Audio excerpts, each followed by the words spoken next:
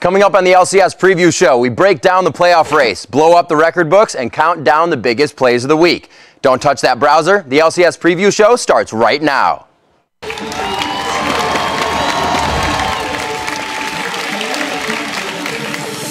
still alive! Shifter finally goes down in the double ace! Well, no matter what happens, the whole game was worth it at this point. And Genji now going to be jumped on and finished off. Nice! The Super Hot Crew tie Gambit 2 and 2 on the split. It will not be a 4-game shutout for Team Solomon. DLG takes the last one. We really didn't want them to have the C9, 25-3. Alliance will take the 8th win in a row, and for the 3rd week running, they have themselves a perfect 2-0 victory.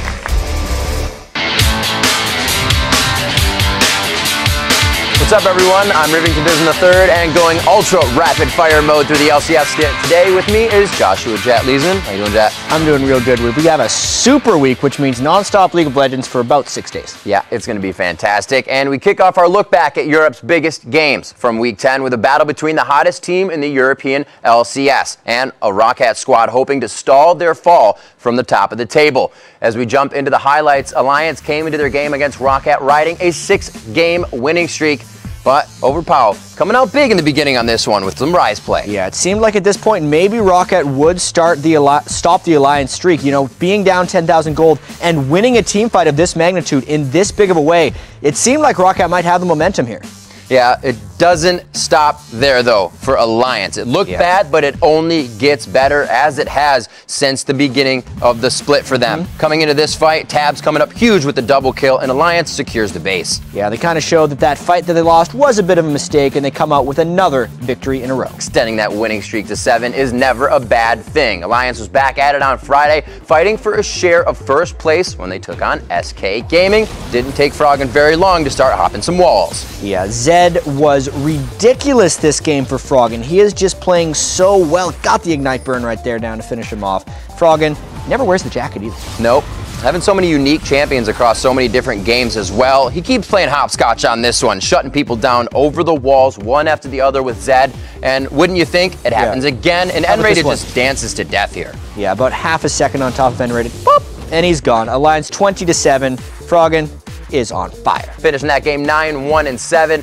As Zed helps them move into first place. Next up, later that Friday, 7th place Super Hot Crew helped to keep their playoff hopes alive when they took on 2nd place Gambit. Yeah, and Xin Zhao was pretty big for Diamond this week right there, being able to get the counter gank onto Impaler and take the first blood, but the Gambit composition didn't necessarily scale that well. This was their last chance to make a big play. Yeah, business as usual for Gambit, and Diamond coming in very strong. A lot of the Xin Zhao lately in that in-and-out play with a little bit of Sona from Edward is helping them take the fights. This fight was so expertly played by Gambit. The in and out, the back and forth, and finally the flash over the wall by Darian and Alex to pick up some critical kills. Slow game up to this point, and Gambit was really trying to make their move. And they made their move at a Baron, but Super Hot Crew was just a few steps ahead and were really able to take control here at 40 minutes. Yeah, a lot of people would say this was a bad call by Gambit, but it was kind of what they had to do. Even with the gold lead, they knew they were going to get outscaled, so they tried the Baron. Super Hot Crew shut him down. And a big upset win there for the Super Hot Crew against the highly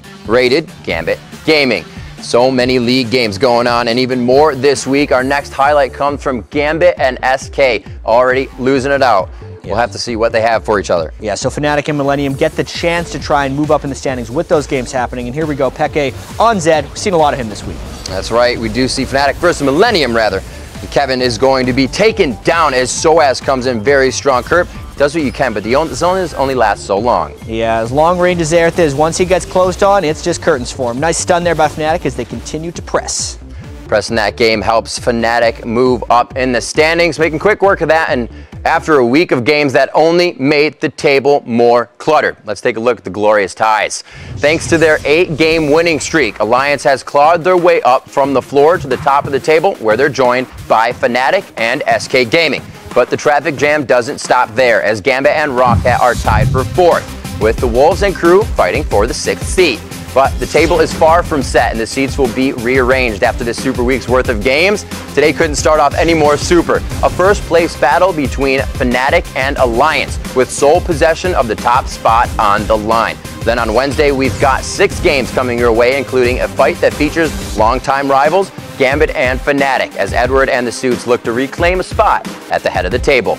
Then on the final day of the European regular season, all the ties will be settled. Whether it's during our 5 regularly scheduled matches or in the bonus coverage, that's all but guaranteed to happen right after. And with so many incredible games all having an impact on the playoff picture, we're not going to pick a BF game of the week, but instead we're going to break down the BF week of games. There are 96 official results already in the European LCS match history, and as we head into the final 16 contests, every team still has a shot at the postseason. And on the flip side, every squad is still in danger of missing the playoffs. So now to drop some knowledge on the postseason possibilities, I'd like to welcome QuickShot to the show. How's it going, QuickShot? Have enough time to cover all the possibilities, but I'll do my best to at least clear up some of them. All right, sounds good. Let's kick off our postseason postulations with a look at the teams at the bottom of the table: the Wolves, the Crew, and the Millennium. Well, let's start with Millennium, since they have the least likely chance of making it to the postseason. In order to make it, they need to do something that they haven't done all year: win 4 games in a row. But even if they do that, and they go from 7 wins to 11 wins in just 1 week, they still need a lot of help. They need the Super Hot Crew to beat the Wolves, but then lose the rest of the games. Plus, they need the Wolves to lose all 4 of those games. And even if all of those stars align, all that's actually going to do is create a 3-way tiebreaker for those final positions in the playoffs. Now, for the Super Hot Crew, their job is considerably easier, but they still need a little help. If the Crew beats the Wolves in their head-to-head match, then all they have to do is win 1 more game than the Wolves the rest of the Super Week to guarantee 6th place. But even if they lose their head-to-head against the Copenhagen Wolves, at least if they can pull off 2 more wins than the Wolves, they'll tie for 6th place and force another tiebreaker. The Copenhagen Wolves, on the other hand, they are in control of their own destiny. All they have to do to lock in 6th place is win 1 more game than the Super Hot Crew. Or if the Wolves beat the Super Hot Crew in their head-to-head, their Super Week match this week, they can even go 1 worse in that win-loss column and still force that tiebreaker. Now, while the Wolves and Super Hot Crew are both still technically alive for a first-round bye, it would take a miracle. So I'm going to mention it. It's possible. I've mentioned it. Let's move on. Team Rocket is the next team I want to talk about. Now, they have a very real possibility of grabbing one of those first-round buys. But first, they have to make the playoffs. And for Rocket and the rest of the other teams sitting higher up on the table, the old adage holds true: win games and you're in. In fact, all it will take is 2 wins, or 1 win and a loss by the Super Hot Crew for Rocket to be postseason bound going to the playoffs. Even if they lose 3 more games than the Super Hot Crew, Rocket still gets at least that tiebreaker match for 6th. I think you're seeing a trend with tiebreakers. The worst case scenario for Overpower and Crew is that if they lose all 4 games, and if Super Hot Crew wins all 4 of their matches, that means Rocket's season reaches terminal velocity and they're facing promotion. Now, while that's the worst that can happen, the best that can happen is a first place finish. Rocket can end the week tied with Gambit and still take the title thanks to the head-to-head, whereas a tie with Alliance would force a playoff, and a tie with SK would place them in 2nd, once again, thanks to those head-to-heads. And of course, that's only if there was 2-way ties. When you start figuring in 3- and 4-way ties, there's far more math than even Pythagoras can handle, and a Thursday full of loads more bonus content. Now let's move on to the next team. Let's start with Gambit. Just like Rocket, all it takes is 2 wins or 1 win and a loss by Super Hot Crew. This will guarantee a playoff spot for Gambit. And also like Rocket, it would take 3 more losses than the Super Hot Crew to force a tiebreaker. Now, with 4 more losses sending them into the promotion tournament, that means Gambit actually faces promo as a possibility. As far as first place is concerned for Gambit, they will have to finish all alone at the top of the table, since their head-to-head against the other teams are the worst of the contenders. That means it'll probably take a 4-0 performance or a Thursday tiebreaker for Gambit to swagger their way into first place. Now, meanwhile, for the rest of the teams to guarantee a post-season appearance for SK Gaming and the other first-place team, which includes Fnatic and Alliance, the quest for first goes in favor of SK. They've got one of the best records against the other top teams, and depending on this week's results, they could be 3-1 against all 3 of them. But no matter what, they won't have a losing record against them, which is great for those tiebreakers. For Fnatic, it's win one, and they're in as well. But the quest for first will be much harder, and once again, take a super week's worth of wins. They are currently on the losing side of 2/3 of their games against Alliance and SK Gaming, and they'll have to even up those series if they want a shot at number one. The last team to talk about is also the hottest team in Europe right now. Alliance is the only squad that has a winning record versus all 4 of their Super Week opponents. So I've got to say that heading into this final set of games, based on the way they're playing and their schedule, Alliance has got to be the favorites to finish at the top of the table. It's Super Hot Crew that are the heartbreakers, so we'll have to keep an eye on their results. All right, quick shot. Everyone, thanks you for doing all the homework that had more numbers than my binary math finals. Yeah, this is one of the toughest weeks for everybody involved. The pressure on the teams is immense, and thanks to all of the ties, it means we the casters have to do math, and hopefully I haven't bored you all to death. We'll see how the games play out. All right, for now, for more on the team that Quickshot predicted would finish first in the European LCS, I'd like to now welcome Shox to the show. How's it going, Shox? Everything's okay. I'm very fired up for Super Week. As am I. You recently had a chance to talk to Alliance. What do they credit for their recent success? Well, both Froggen and Wicked credit their recent success to the team getting to know one another. Wicked says that they know each other's limits and they know exactly what everyone will do at any given time. Now, Nif also points towards the team's increased champion pool, improved pick and ban phase, and a shift in their playstyle to a more objective-oriented approach for their success. And all those small changes have led to some huge success. With just 2 more wins, Alliance will set a record for the longest winning streak in the history of the European LCS. Do they consider themselves to be the best team in Europe right now? Well, when I asked Alliance that question, Niv said that if they can cut down on their mistakes, they are, quote, the best right now, while Wicked said that if they can beat Fnatic in the first game of Super Week, they should be in good shape to beat everyone else as well. It just seems fair that you should have to beat a team before you beat down their record. Now, I want to ask you as we move on about Froggen. Over the last 8 games, he's played 7 different champions and won 2 MVP awards. What did Froggen have to say about his recent performances? Well, Froggen said that he hasn't really changed his style, but he pointed to overall team synergy for his success. He says despite his reputation, he's always roamed, and his champion pool has always been big. He's just finally getting to play them in the LCS. Now, as far as where he ranks among European mid laners, he deflected the question, saying that basically it's impossible to rank them, but his teammate Nif, he wasn't as modest. Nif had very high praise for Froggen's ability to play every champion his team's comp requires, and also for Froggen's laning phase, which he called the best in Europe. Overall, Nif said that Froggen is, quote, by far the best mid laner in Europe right now. All right, Shox, thanks for hitting up Alliance and giving us an inside look at what they credit for their success. It's always a pleasure, Riv. April's Fools. Nice, Shox. Now for more on the records that are on the brink of being broken this week, like Fnatic's win streak, let's send it across the studio to Jat.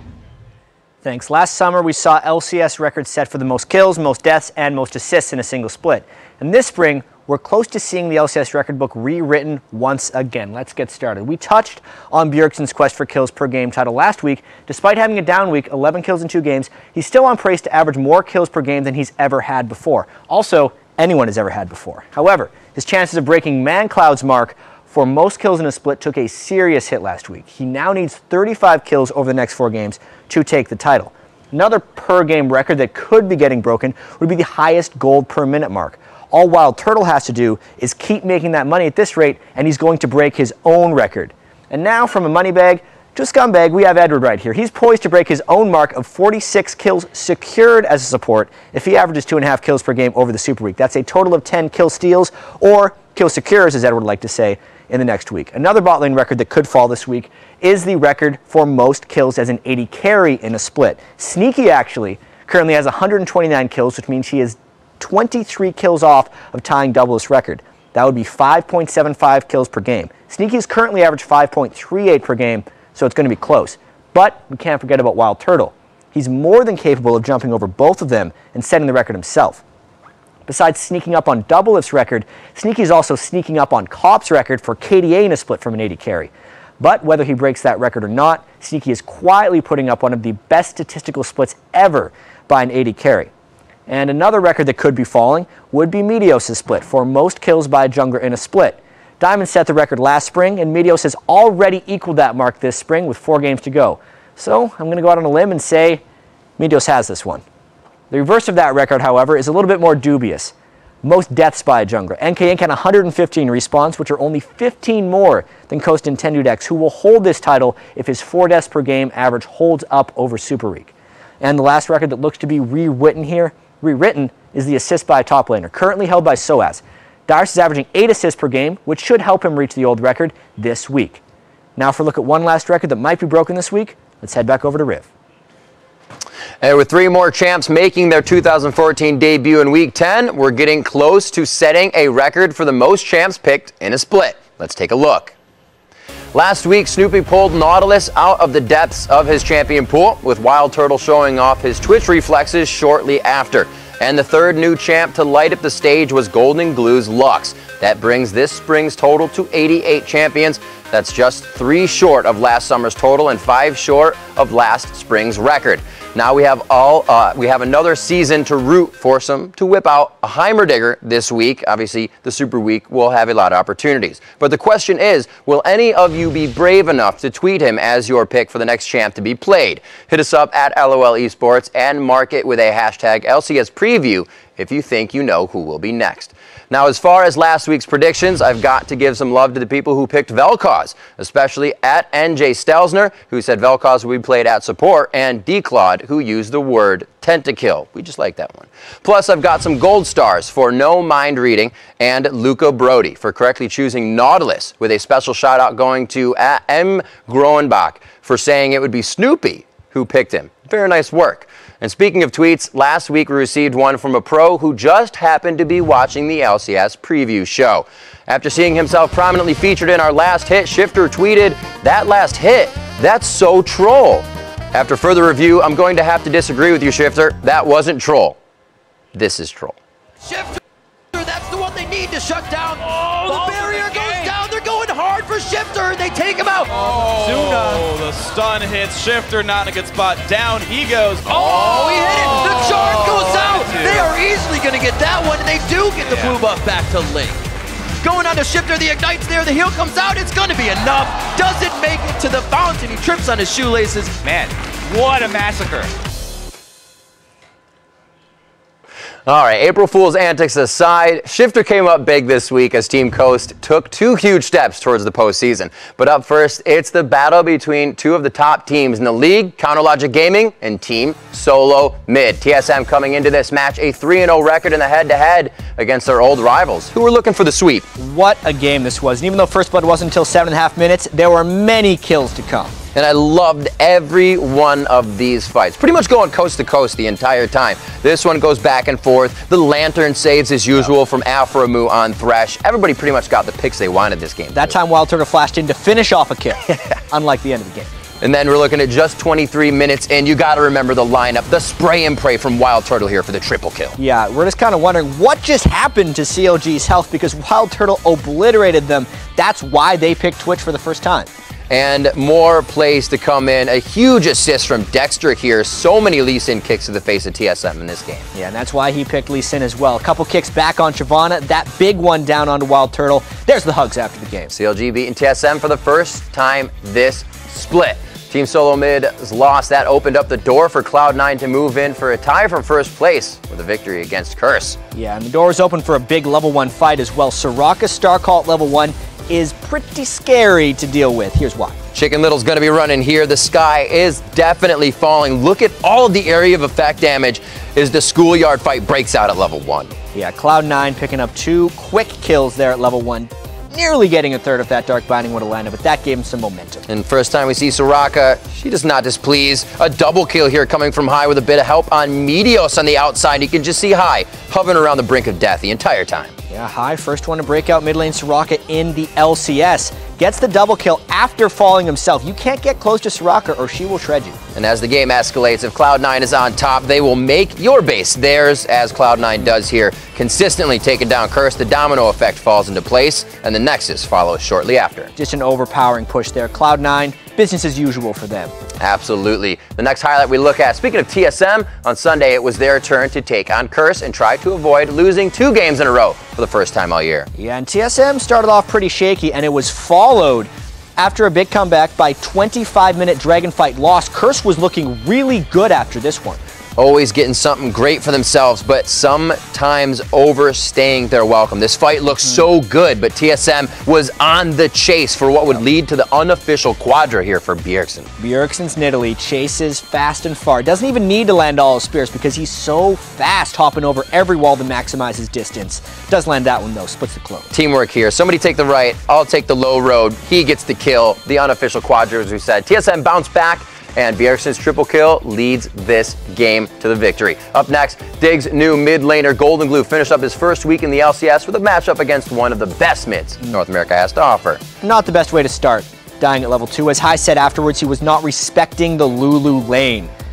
Didn't actually cost him that hard, though, because he came back big. He did come back big. See the damage from this laser coming out. Unfortunately, they weren't able to follow up too big, but these kills would help solidify Dig a little bit more ground in the game. Yeah, really long fight here. Dignitas was on their heels right before this fight, and they are so close against Cloud9. They always play this team tough. Nice triple there by Cutie Pie, and then Golden Glue comes back after his final spark to start with a light binding to finish.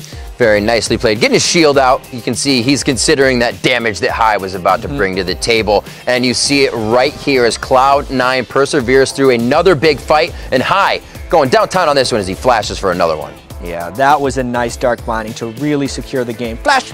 Glitter Lance. Of course, after this one, it was all said and done. Zoomed in fist bump. All you need is the fist bump, and it's the victory. With Week 10 in the rear view and Super Week in our front view, let's take a look at the standings. Cloud9 and Team Solomid are tied in first place and guaranteed a trip to the postseason. In third place is CounterLogic Gaming, who has also punched their ticket to the playoffs. Yeah, and the race for fourth place got a little tighter after last week's games, with only one win separating Dig from Coast and Curse.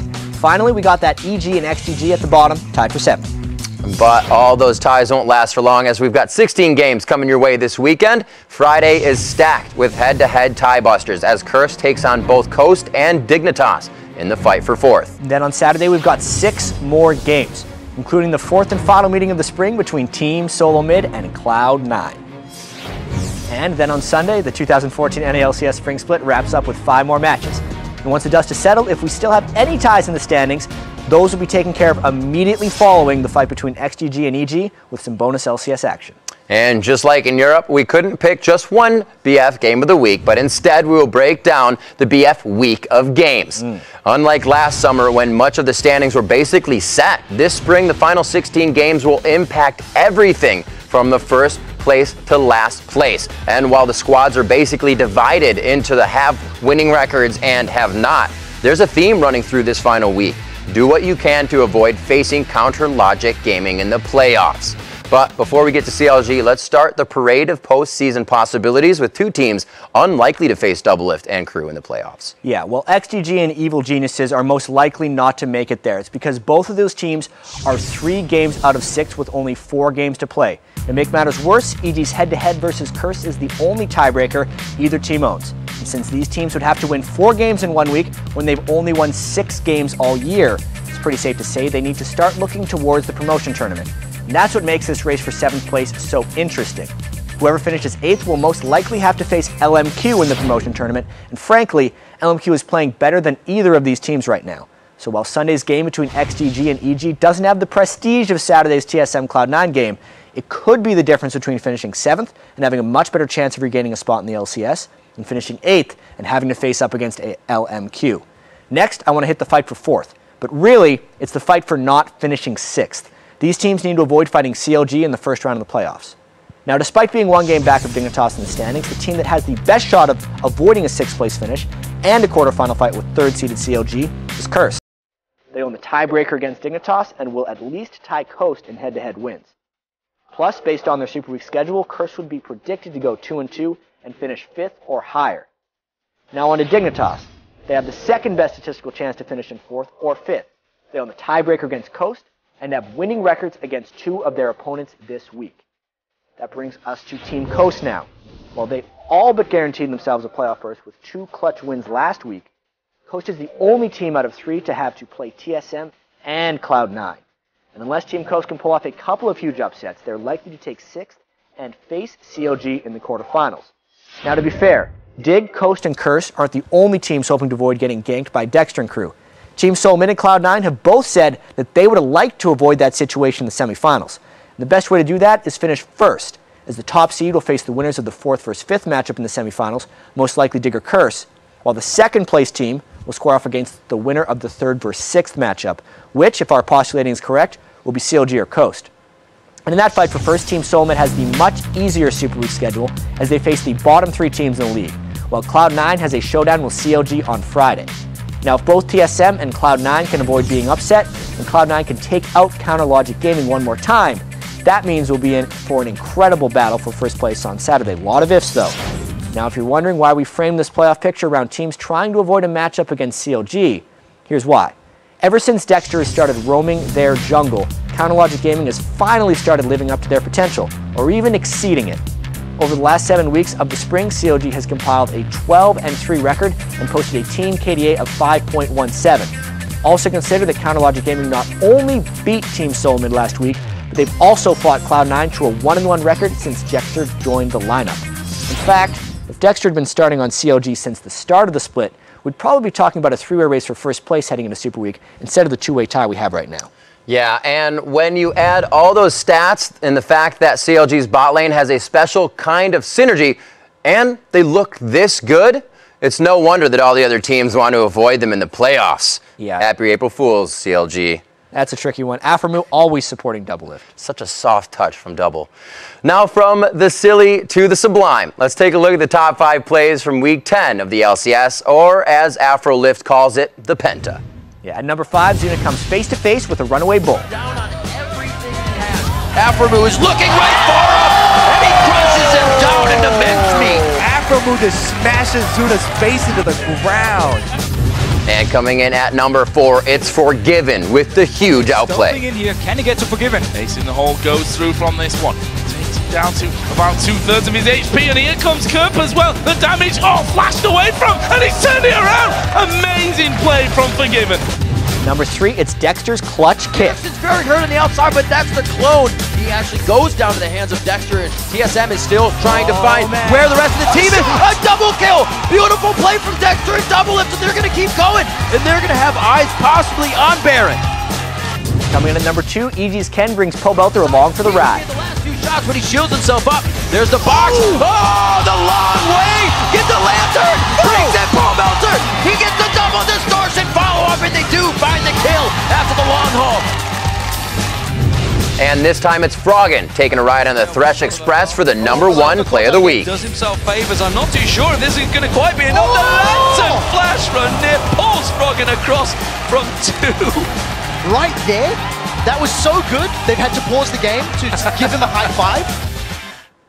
I'm so excited to see those plays as we kind of start 4.4, because now we get 16 games kind of out of each region with that much play. Double the amount of games, a few more LCS big plays, but still the same number of highlights. So the quality has to improve, right? And everybody's got their top-notch champions. They're ready. These are when the strats have to come out. There's no more lackadaisical, we can kind of wait and play this team better than the other. It's going to be all out and going for broke here in Super Week. All right, guys, that does it for this week's adventures. But before we go, we have a pair of last hits on us.